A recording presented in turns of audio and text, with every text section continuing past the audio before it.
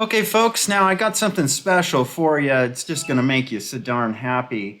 Here it is, what's going on today at the Indiana University in Purdue. University administrator bought 500 feet of nylon rope ahead of planned Intro to Bondage workshop led by, let's see, what's the other word? Sexual violating porn author, exclusive from Campus Reform. And the ones who broke this were the Collegiate Commons reported on this. So they're just kind of doing a wrap up of this. So a public records request returned records documenting the purchase of 500 feet of rope, black nylon rope, and 1,000 feet of extra, or 1,000 extra heavy-duty paper grocery bags. Yeah, I mean, I don't know. Do I have to make the argument against going to college at this point? Against going to a four-year college? I don't know. It's up to you, folks, if you want to dump $95,000 into this garbage university. So, yeah, here we are. And, you know, we've been having a big reveal this past year of colleges and their antics that they've been going through. This lines right up with their Marxist ideologies and new atheism. So Campus Reform reported this February that Indiana University, Purdue University, Indianapolis, holy crap, folks, abruptly canceled an Introduction to Bondage workshop. Geez, I wonder why. Oh, after facing strong opposition online. Yep. Now internal records obtained by Campus Reform show that the university spent more than $100 on various supplies ahead of the event, including nylon rope. Folks, I would follow Mike Rowe and head into the trades at this point. You're going to get actual skills. None of this is actual skills.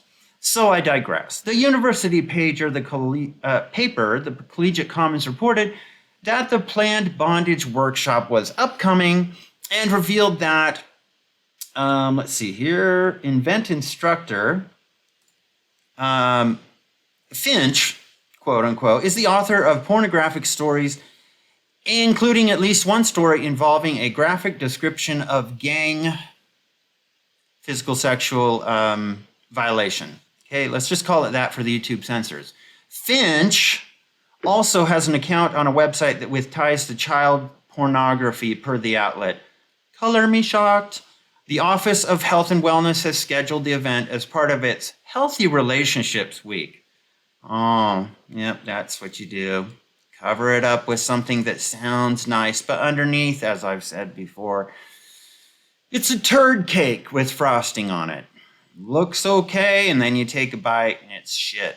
The Indiana University School of Social Work also reportedly promoted the event. Records obtained by Campus Reform detailed an order placed by Assistant Director of Health and Wellness Ryan Anderson, who's concerned about your healthy relationships vis-a-vis bondage.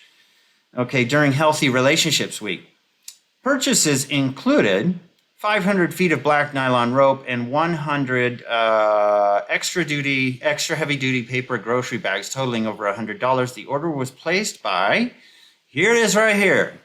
Let's see if we can get a screen cap right here.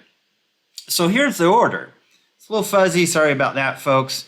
It's just a picture. It's not even a PDF with a vector enabled, so it's kind of crappy. Name, Ryan Anderson. Here he is. And there's his email right there. Please do not dox this person. Please do not do that type of stuff. I'm just saying this is the public records display. I would say this is an internal matter that needs to be addressed by them. But still, the backlash from online should go to the at least concerned citizens writing into the university itself through official methods. So do not dox this person. Ryan Anderson did this program purchase for transaction Healthy Relationships Week. Oh? Does that mean I should eat less processed food? I should drink more water? I should perhaps use coconut oil in my food or on my salad? No. No, not that type of healthy relationship. Oh, healthy relationship. I see. Yeah. Is he going to teach us about how to family and marriage? No, he's not. He's going to teach us about bondage. So the date of the program was February 13th. General purchase, $107. Was this purchase request approved in your budget? It was approved. Requisition. So let's get on with supplier name. We got it. Okay, got it. Okay, so here we go. General purchase. I have additional notes I need to provide. Additional notes.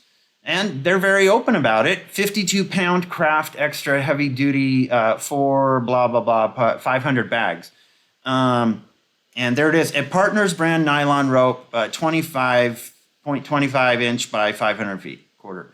So there's the actual receipts.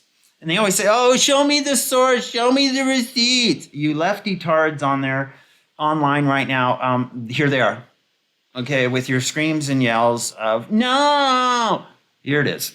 And here's some more receipts too. You'll find this fun. Davina Johnny, a social worker at IUSSW, emailed the Health and Wellness team on Feb 6 to inform them of the story by the Collegiate Commons that had sparked public concerns. See, these people have no problem with it until there's an uproar. That's the only way they're going to move on this, which means something material is at stake, like their jobs and money, okay? Because lefties have no real core values or morality because they've adopted atheism and Marxism. And with that, they only lift a finger to change things when it may have a material effect on their life, not a spiritual, not an ethical effect on their life. That's irrelevant. So she says, greetings, Davina. This is Davina from Social Work. I just tried to call each of you to make you aware, if you already didn't know about the article below. I share the health and wellness activities on our shared calendar and have now hidden this event due to the article and concern from colleagues on our school and community partner. I review the summaries, but I don't go back through and back check the events. So I totally share based on the note that is being hosted by another IU office to promote cross-sector events. If there is a statement or something being done in response to the article, please share it with me so I can share it with my leadership team and those that are concerned, since I shared the event on our calendar. You can read the article using this link, and the link is to the Collegiate Commons newspaper that reported this in the first place. And there's the headline right there. Invites sexual violation erotica author to teach BDSM to students. That was Indiana University, Purdue, Indianapolis. Holy crap, people. Let's see. And then Eric Teskey, Director of Health and Wellness Promotion at IUPUI, replied, we planned the event with the best intentions and appreciate you helping to market our Healthy Relationships Week initiatives. And I'm so sorry IUSSW's cross-posting was mentioned in that story in a negative light. And they say here, again, hi, Davina. Internally, the event has been canceled and removed from calendars and marketing as of a few hours ago. We plan the event with the best intentions and appreciate you helping to market our healthy, blah, blah, blah, blah. I got you. It's been a long 48 hours, and we can chat more over coffee if you like, or BDSM. So in the context of the event, IUPUI originally described bondage as, quote, a form of consensual and recreational sex play that involves tying, restraining, or binding a person with rope, handcuffs, or other items that can restrict movement. The event was set to be led by Finch, the mystery person, with some assistance from others, including Anderson. Campus Reform has contacted Davina Johnny, Eric Teskey, Ryan Anderson, all those involved, and IUPUI for comment. This article will be updated accordingly. So yeah, that's where we are, folks. Isn't that just fantastic? I'm not sure what I have to say about this, but let's read some other people's comments for once here. Let's see. The article you claim FetLife is an adult only. Okay, and so Aaron Spalding here is very angry that at Campus Reform, so a troll a bit, but you know, they're looking into it. So let's look at the other side, what they're saying. I'm a longtime reader of Campus Reform and the College Fix, and I loved most of your articles. A few things about the article. You say over $100 like it's a lot of money. Well, there are receipts saying it's over $100. especially to a university. It's not. It's less than a drop in the bucket of university expenditures. Nevertheless, it is still an expenditure at a university that is state funded by taxpayers. The taxpayers obviously don't like their money being put towards this, even if it's just a bit over $100. So that's my pushback on that argument. Also, FetLife is the website with ties to child pornography. The article you link to claims FetLife is an adult-only social media site that verifies the age of its users, of which it has hundreds of thousands, if not more. That's weird. It's against FetLife's rules for child pornography or non-consensual content to be depicted. The site has no more ties to child pornography than any other large social media site like Facebook, Twitter, YouTube, you get it. And site admins actively work to remove any such content that appears there. That's actually not true. I know for a fact that Facebook has been called out because they have yet to remove quite a bit of content that was called out in Congress on Mark Zuckerberg. Whereas Elon Musk went into Twitter and he got rid of like 25,000 accounts that were showing this type of stuff previous to his coming into leadership. You could try to do a modicum of research before parroting the mistakes of another reporter and implying some author has ties to child pornography.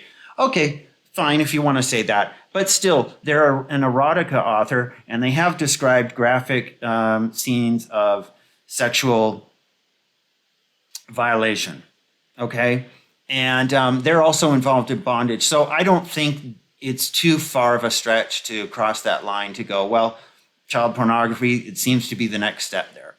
But I think they're right. Is implying some author has ties to child pornography. Okay, let's continue. Lastly, I fail to understand what concern it is of anyone's what occurs in the private rooms of consenting adults. Well, it concerns a state-funded, taxpayer-funded university. That's what the problem is. What occurs in the private rooms of consenting adults, which college students are. If you can fight and die for this country at 18, you can attend a BDSM event if you want to. Boy, how heroic. That is a heroic stand. I personally don't want any of my tuition or fees being spent on religious clubs or classes, but they are, however. I don't go complaining to the administration. You can complain about it all you want.